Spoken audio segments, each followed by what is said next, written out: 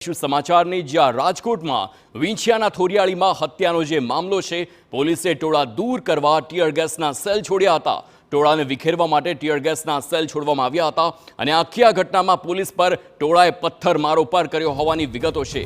આસપાસના જિલ્લાની પોલીસની પણ મદદ લેવામાં આવી હતી। હાલ સ્થિતિ નિયંત્રણમાં હોવાનો પોલીસનો દાવો છે।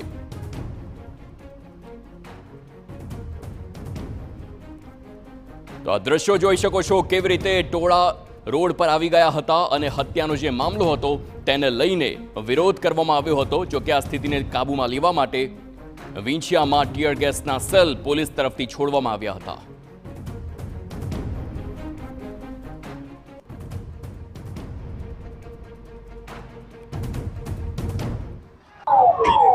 થોડા દિવસ પહેલા જ વિંછિયામાં ઘનશ્યામ રાજપરાની હત્યા થઈ હતી ને ત્યારે પરિવારજનોની માંગણી હતી કે આરોપીને સરઘસ કાઢવામાં આવે। તેને લઈને આજે 3 વાગે આજે સોશિયલ મીડિયામાં મેસેજ વાયરલ થયો હતો ને તેને લઈને મોટા પાયે જે લોકો છે તે એકઠા થયા હતા અને ત્યારે આપ જોઈ શકો છો કે જે પબ્લિકને જે ટીયર ગેસ છોડવામાં આવ્યા હતા તેવી પણ માહિતી મળી રહી છે। લાઠીચાર્જ પણ કર્યો છે। આપ જોઈ શકો છો કે મોટી સંખ્યામાં પોલીસનો કાફલો છે તે ગોઠવાઈ ગયો છે અને હાલ છે તે પરિસ્થિતિ બગડી રહી છે તેવું લાગી રહ્યું છે। હાલ આપ જોઈ શકો છો કે પોલીસ તમામ જે લોકોને છે તે જે રસ્તો છે તે બંધ કરવામાં આવ્યો હતો ને ત્યારે આજે 4 વાગ્યાના અરસામાં જે પોલીસ સ્ટેશને 3 થી 4000 લોકો છે તે જે ભેગા થયા હતા અને તેને લઈને ટોળાએ જે પથ્થરમારો કર્યો હતો પોલીસ ઉપર અને આપ જોઈ શકો છો કે પોલીસ મોટી સંખ્યામાં છે તે ગોઠવાઈ ગઈ છે।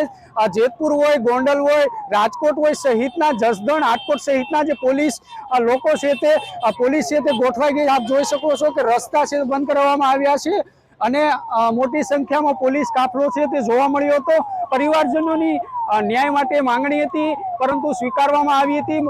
ત્યારે આજે માંગણી સ્વીકારાઈ ગઈ હતી પરંતુ ટોળાની જે માંગણી હતી, લોકોની માંગણી હતી કે આરોપીઓ છે તે તેમનું સરઘસ છે તે કાઢવામાં આવે તેવી માંગણી છે તે કરવામાં આવે। આપ જોઈ શકો છો કે તમામ જે પોલીસ વાહન છે તેમને પણ પથ્થર લાગેલો છે। આપ જોઈ શકો છો કે જે અલગ અલગ જગ્યાઓ પર જે પોલીસ છે તે તૈનાત કરી દેવામાં આવી છે અને હાલ આજે તમામ જે આપ જોઈ શકો છો એક પણ લોકો છે તે રોડ પર દેખાતા નથી। એટલે કે જે 4 વાગ્યા પછી છે તે તણાવભર્યો માહોલ છે તે જોવા મળ્યો હતો પરંતુ હાલની પરિસ્થિતિ જોઈએ તો તમામ જે પોલીસ સ્ટેશન છે તે તમામ પોલીસોને જે વિંછિયાની અંદર બોલાવવામાં આવ્યા છે ને તમામ જે લોકોને છે તે સાવચેત રહેવા સૂચના પણ આપવામાં આવી છે। લોકોને ઘર બહાર કામ વિના બહાર ના નીકળવું તેવું પણ કહેવામાં આવ્યું છે કેમ કે પરિસ્થિતિ બહુ ખરાબ છે। રાજેશ લિંબાસિયા, TV9 વિંછિયા। બનાસકાંઠાનું ભલે વિભાજન